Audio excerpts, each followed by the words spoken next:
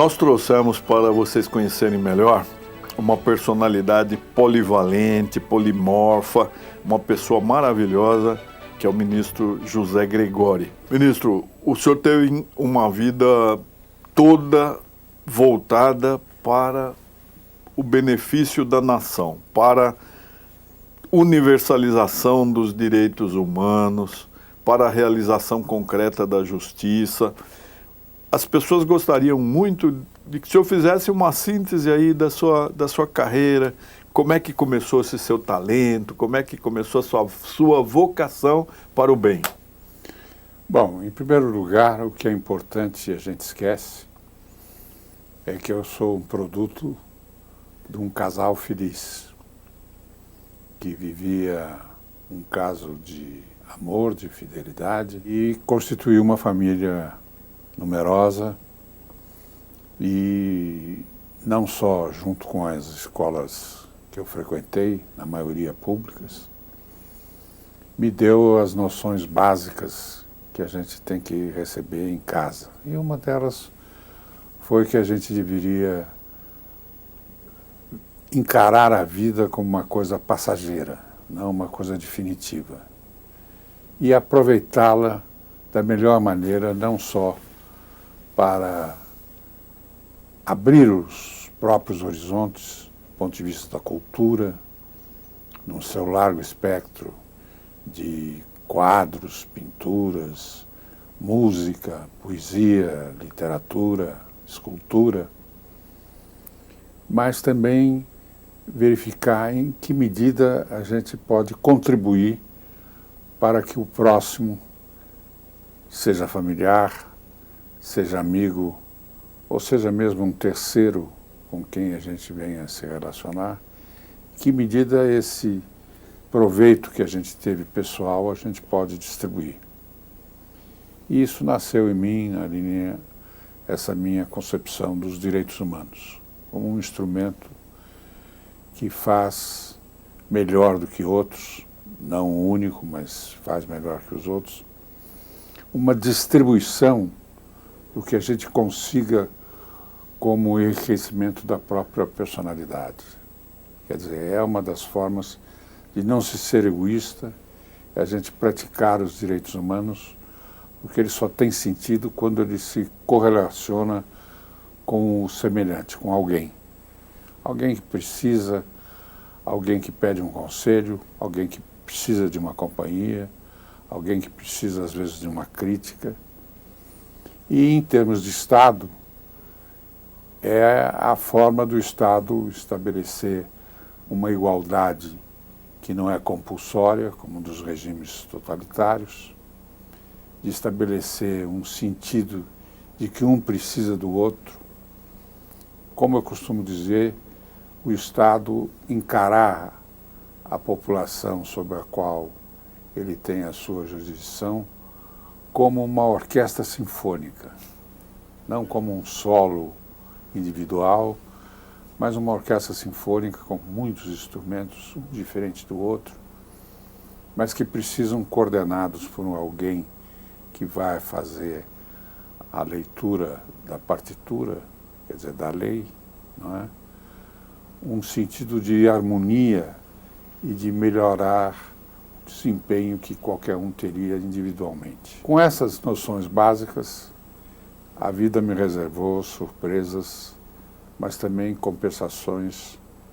Nessa altura em que a gente vive mais do balanço do que fez, do que propriamente do projeto, do que fará, eu acho que vi o suficiente para não perder a fé no semelhante, a fé no país, a fé nas boas ideias, a fé nos valores, a fé na democracia, através não só do que eu li, do que eu recebi como aconselhamento, mas sobretudo os cargos que eu exerci. Eu fui deputado, eu fui secretário de Estado, eu fui ministro de Estado, eu fui embaixador, eu fui chefe de vários ministros de vários assuntos, como fazenda, reforma agrária. Eu vi o Brasil democrático, eu vi o Brasil autoritário, eu vi o Brasil exitoso, eu vi o Brasil em dúvida. Mas isso tudo me deu a ideia de que as coisas não são definitivas, nem num sentido nem no outro, mas há uma grande dinâmica que mostra exatamente, para eu que sou hoje um homem de fé, para valorizar a criatividade do nosso Criador. Quer dizer, ele fez uma coisa múltipla, uma coisa imprevisível, exatamente para fugir da monotonia. Eu tive uma convivência múltipla, não é? Com pessoas que hoje a gente definiria só para efeitos de abreviar a conversa, como pessoas de centro, pessoas de direita, pessoas de esquerda, pessoas de meia esquerda, pessoas de meia direita, todas imbuídas de um sentido de fazer alguma coisa que estava sendo sentida, que estava sendo solicitada. A primeira coisa que a gente deve aprender quando a convivência humana é assim múltipla como foi a minha, é que se deve ter muito escrúpulo e não generalizar. De maneira que o meu balanço, em primeiro lugar, é dizer que a criatura humana e a condição humana são obras divinas. É a criatura humana que tem o privilégio de ter a dignidade humana.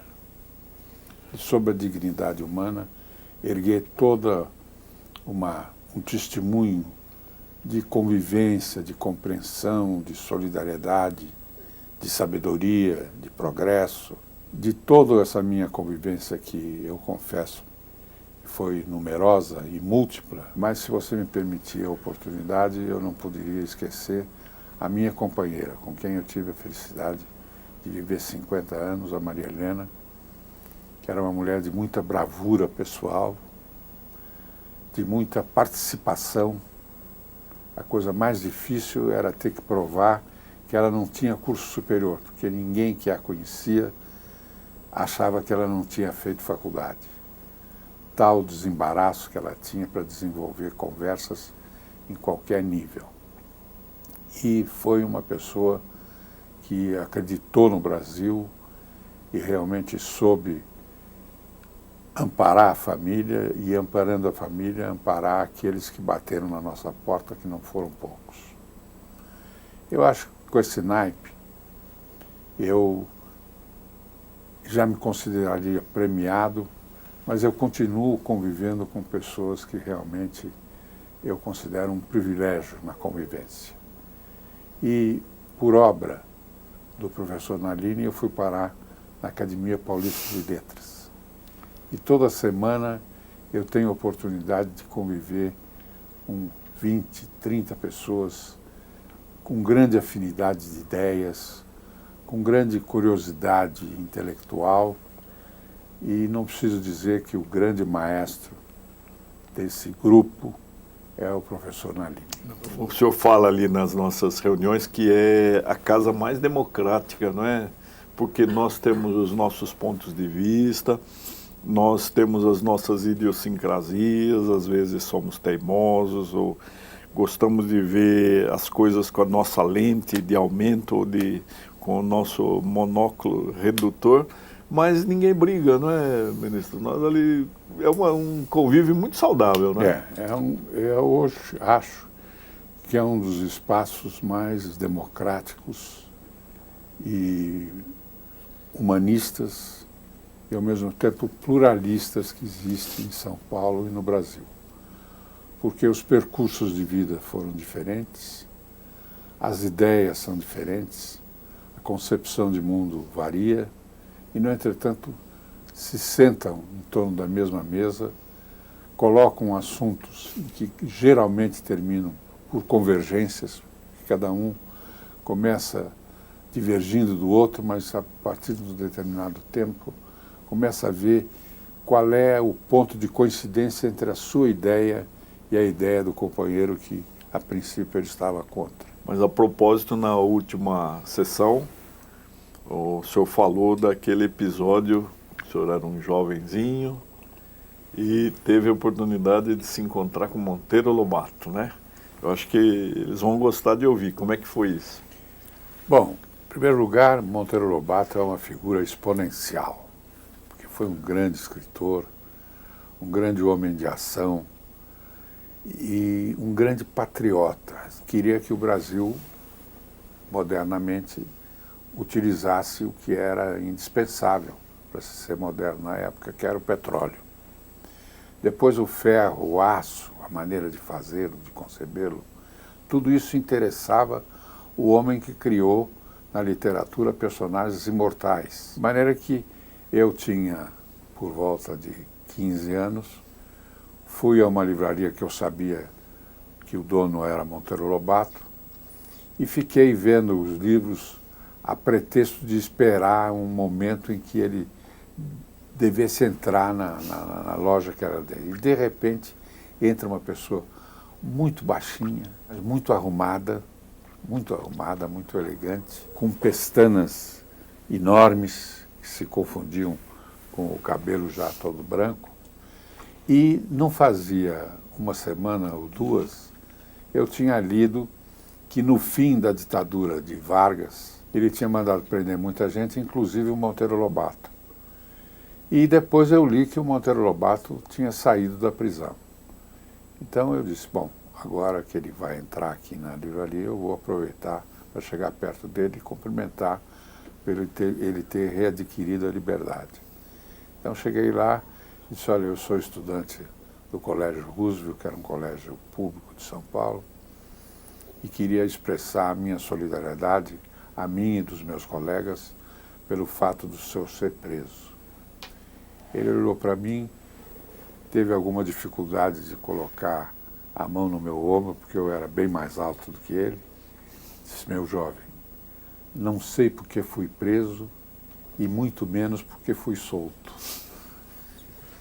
E caiu na gargalhada, de maneira que era um homem que encarava a vida como alguma coisa que realmente acontece e diante dela não há razões para tristezas definitivas nem alegrias injustificadas. O ministro José Gregóri, ele não entrou na academia só pela simpatia dele, pelo currículo. Ele tem um livro muito gostoso de ler, que é uma espécie de autobiografia em que ele concretiza o sonho, mas ele tem muito mais coisa para contar. O senhor está pensando em escrever mais algum livro, ministro? Às vezes tenho vontade de fazer uma outra edição, complementando Sim. com os testemunhos que eu acabei dando nesse, a respeito de pessoas e de episódios, e o livro foi bem aceito. Hoje ele só é encontrado em sebos. Eu não sabia que o livro ia me proporcionar o encontro com muita gente que manifestou o seu agrado, mas também não há dúvida nenhuma que pesou no fato do Nalini ter feito essa generosidade de me convidar para entrar para a Academia Paulista. Mas para alguém ingressar na academia precisa merecer a votação, o sufrágio de pelo menos metade mais um dos integrantes, né? E o ministro foi extremamente bem votado, é uma pessoa muito querida e hoje é uma das presenças mais estimadas porque ele sempre tem essa visão otimista, né? E não está muito fácil hoje ser otimista, né, ministro? Saiu uma pesquisa que a Datafolha fez de que 73% das pessoas estão tristes, 84% desanimadas, 88% inseguras. Como é que nós chegamos a esse ponto e como é que nós vamos sair disso? Eu acho que realmente foi uma deficiência. A gente não tem injetado na democracia que a gente está criando no Brasil vitamina de otimismo e de crença. A coisa ficou muito para o pragmatismo, ficou muito por conta do êxito econômico, que é indispensável, mas não é suficiente. E eu acho que o mundo moderno exige um conhecimento profundo de um ofício, de alguma coisa que você faça. Você tem que fazer bem, mas a partir desse momento você tem que procurar alargar a sua visão das coisas.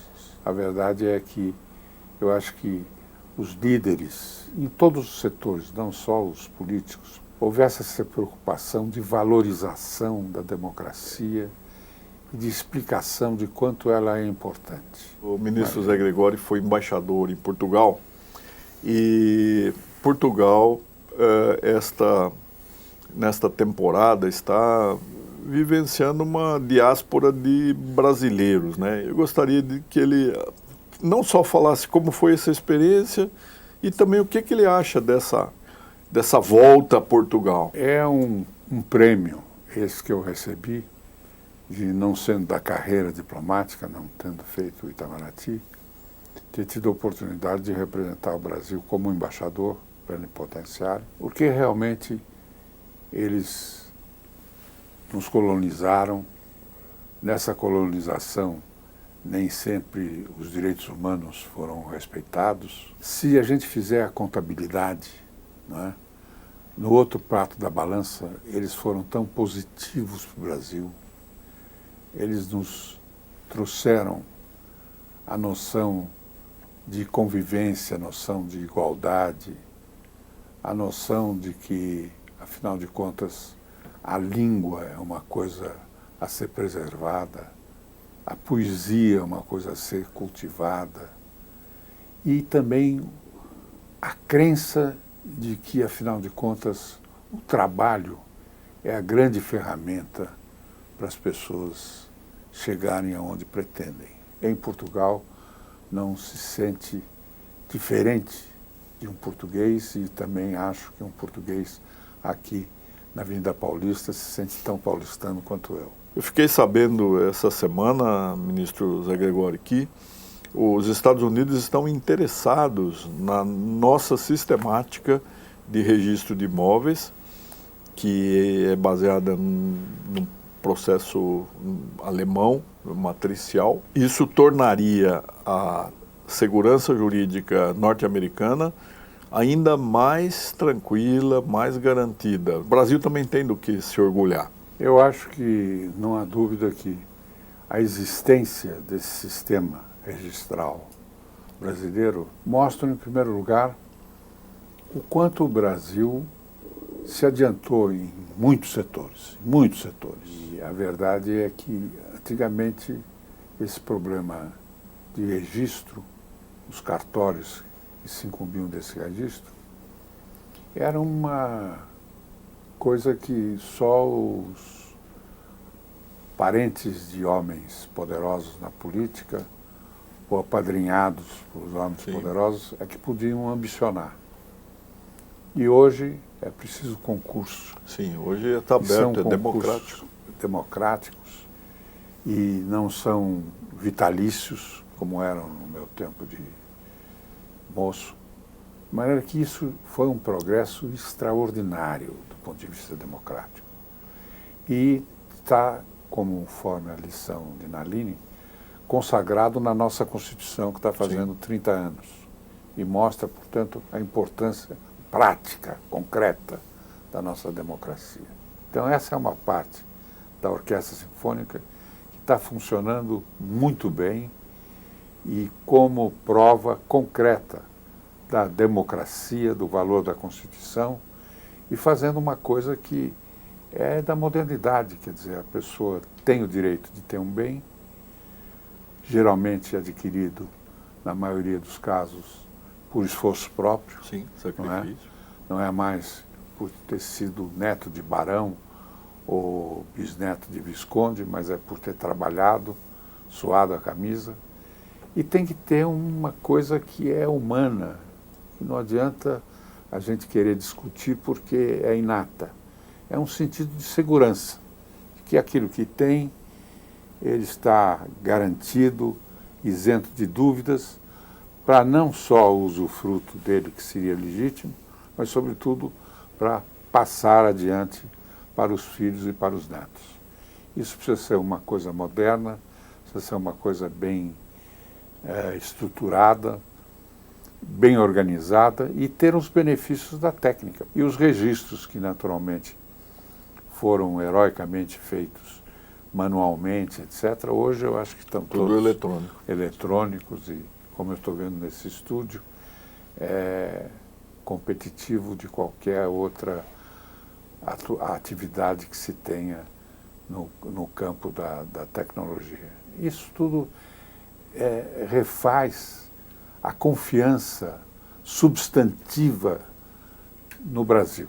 Nós conversamos com o ministro José Gregori e eu tenho certeza de que vocês gostaram muito dele. Eu continuo gostando cada vez mais.